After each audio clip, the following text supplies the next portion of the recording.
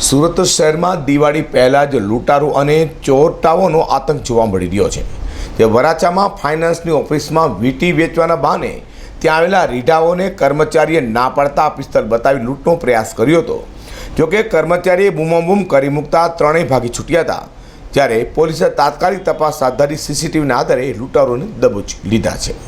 સુરતમાં છેલ્લા ઘણા સમયથી ગુનાખોરી ખૂબ જ વધી રહી છે. સુરતમાં સામાજિક તત્વો કાયદાના ધજાગરા ઉડાડી રહ્યા છે, તો વરાછા વિસ્તારમાં લૂંટની ઘટનાનો પ્રયાસ સીસીટીવીમાં કેદ થયો છે.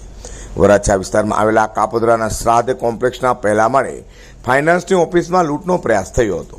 સીસીટીવીમાં કેદ થયેલી ઘટનાની 3 અજાણી ઇસમો ફાઇનાન્સની ઓફિસમાં વીંટી વેચવા આવ્યા હતા. જોકે કર્મચારી રાજેશ ખત્રીએ તેઓ પાસેથી વીંટી ખરીદવા કે તેના પર રૂપિયા આપવાની ના પાડતા તેના પર હુમલો કરાયો હતો અને ત્યારબાદ પિસ્તોલ બતાવી કર્મચારીને પાડી દીધો હતો. પરંતુ કર્મચારીએ પ્રતિકાર કરી બૂમાબૂમ કરી મૂકતા ત્રણેય લૂંટારો ભાગી છૂટ્યા હતા. બનાવની જાણ થતાં જ વરાછા પોલીસનો કાફલો ઘટના સ્થળે દોડી જવા પામ્યો હતો અને સીસીટીવીના આધારે તપાસ હાથ ધરી ગણતરીના સમયમાં લૂંટના પ્રયાસને અંજામ આપી ભાગી છૂટેલા ત્રણેય લૂંટારોને ઝડપી પાડ્યા હતા.